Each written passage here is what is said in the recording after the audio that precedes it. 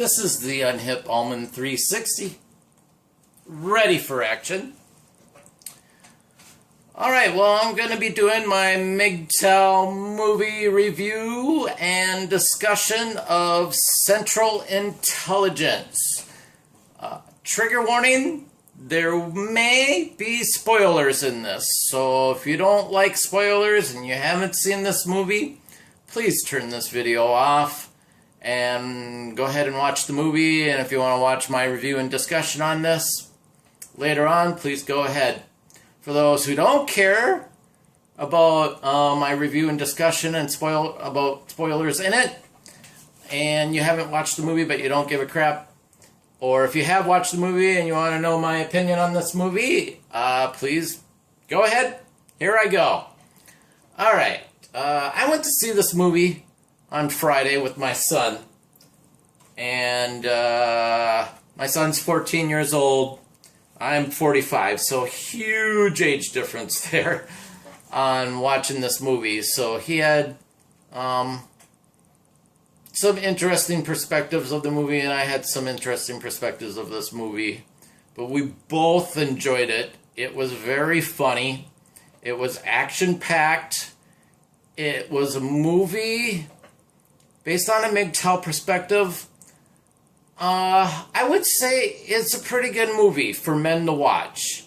It's a guy movie, for sure. Granted, you could probably say there's a few things in here that were feminized in this movie, but I don't think it was dominated by feminism at all in this movie. I mean, and with all movies, things are going to be, for the most part, politically correct. And especially in comedies, well, in comedies, we do watch characters who are funny, who are absurd, or there's something about them that makes them hilarious. And sometimes those movies will make them look, I don't know, maybe like less than a man, but in my opinion, you have to be able to laugh at yourself before you can laugh at other humor. You have to be able to have humor within yourself and be able to be absurd, to go out on a limb and do something where people are going to laugh at you. And in some regard, in a big regard, I think that's a huge part of becoming a man, is being able to laugh at yourself, to be able to joke at yourself. I mean, men have been joking around with each other probably since the beginning of time, of the beginning when men were becoming about, when human beings were starting to become human beings. And that's just the man thing to do, is just to have some humor, to be able to make fun of yourselves. I just think the big difference between being a man and then being a humor bully, or being a bully where you're just there just to destroy a person instead of like, oh, let's make fun of each other and build each other up from that. There is a difference. Comedy, to me, has to be something that helps everybody involved in laughing at themselves and taking a situation and going, you know what? These are the funny moments. Let's laugh at it. Let's learn from it and go from there. And so, in that regard, that's what this movie was about. Kevin Hart's character, who's named Kelvin, his nickname at high school was the Golden Jet. He was basically the golden boy in high school, and 20 years down the line, he really wound up being an accountant. Really wound up being getting into a job that wasn't exciting, wasn't like innovative or anything like that, just your practical, everyday, 40-hour a week, 5 days a week, maybe even more longer job that he was at as an accountant. And even in that field that he was doing, other people were excelling better than he was, younger people. And so he was, for the past 20 years, in the same job, and you could say he was stuck in a rut. Dwayne Johnson's character, The Rock, his character is Bob Veterdick or Neaterdick, or I can't remember what the name was, but it was hilarious. is the last name. His secret agent name was Bob Stone. He was the nerdy kid that was picked on a lot. He was hugely fat in high school.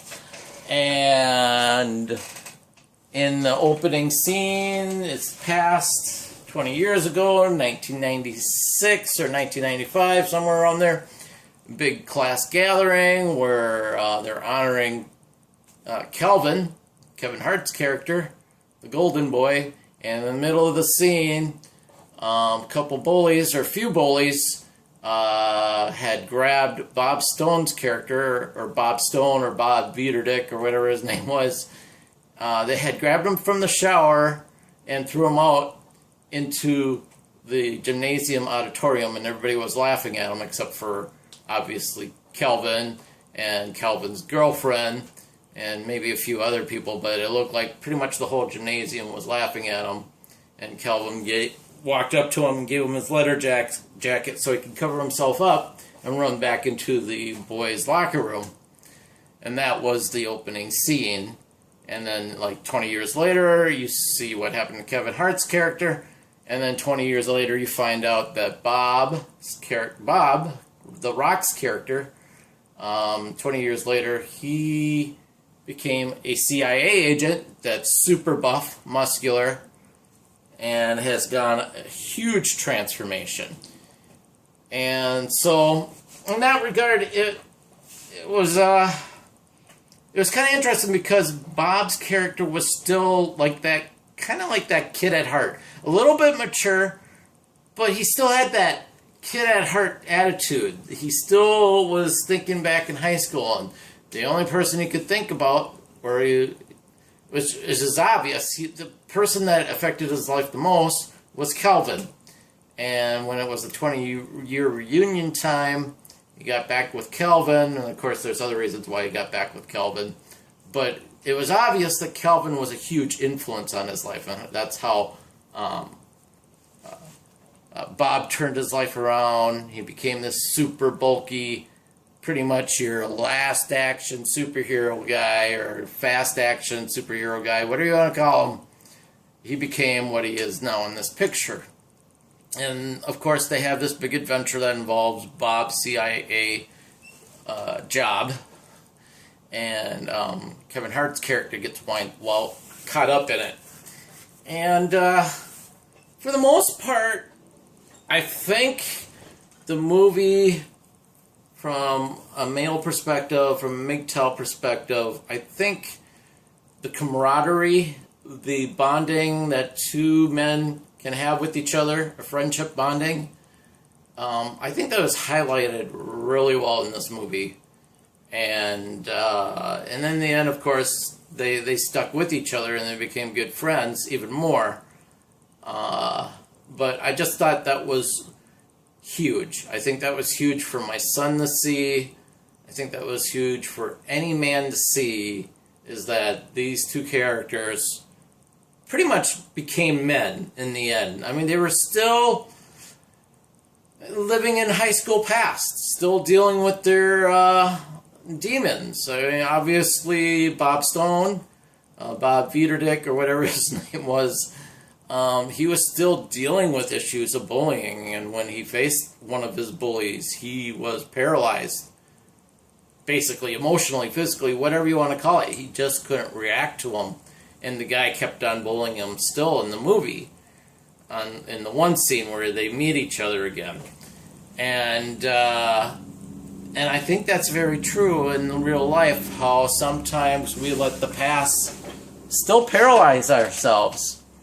And it's just one of those things as men we have to learn to cope with. And then Kelvin's character, the Golden Jet, he was kind of wrestling with demons too, because he was voted to be the most successful person out there, the most, influential or whatever, and he didn't go up to anything like that. He was just an accountant.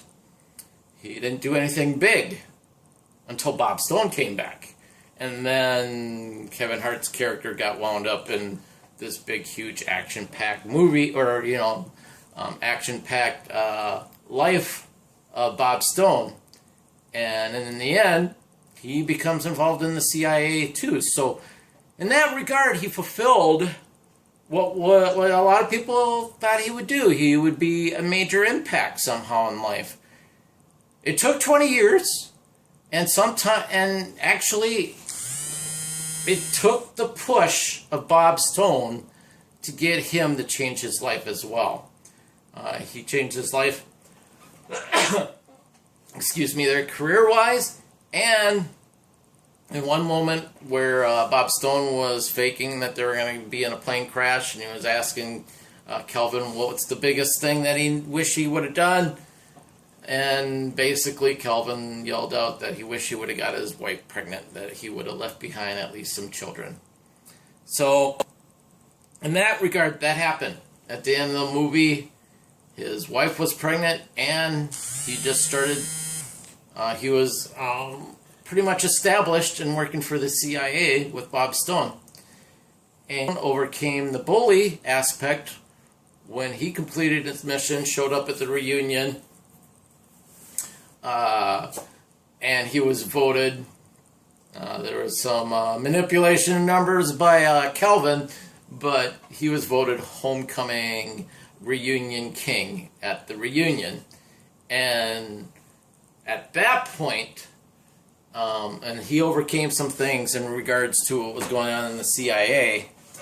And at that point, when the bully came forward and said, "You're still fat, you're still the same old kid," at that point, he didn't let that bother him, because he realized that was holding him back.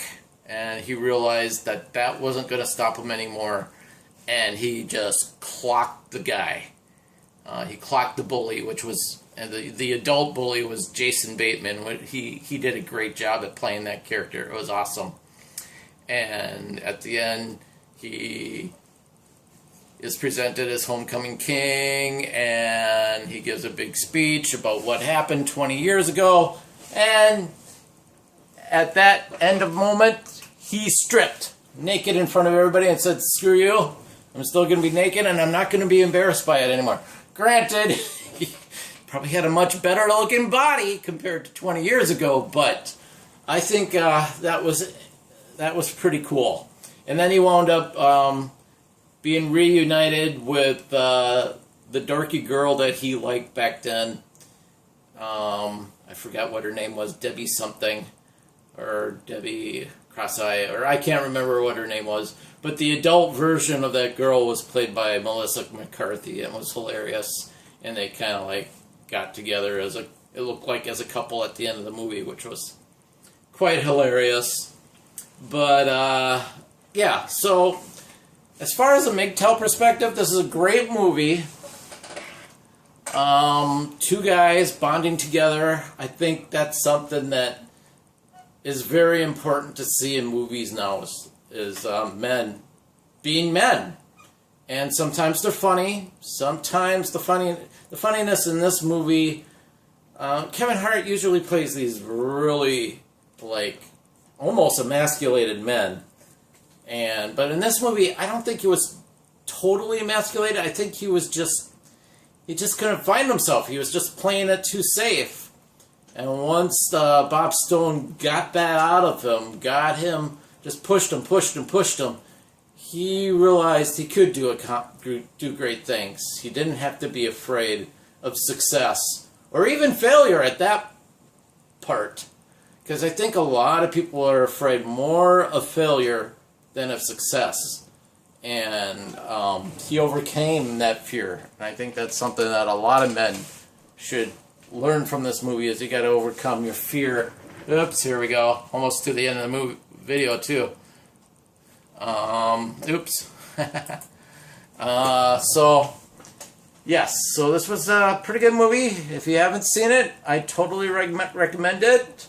8 out of 10 from a MGTOW perspective. There were some feminist things in there, but it wasn't too terribly bad. So, if you want to go see it, check it out. I will talk to you later, guys. Bye.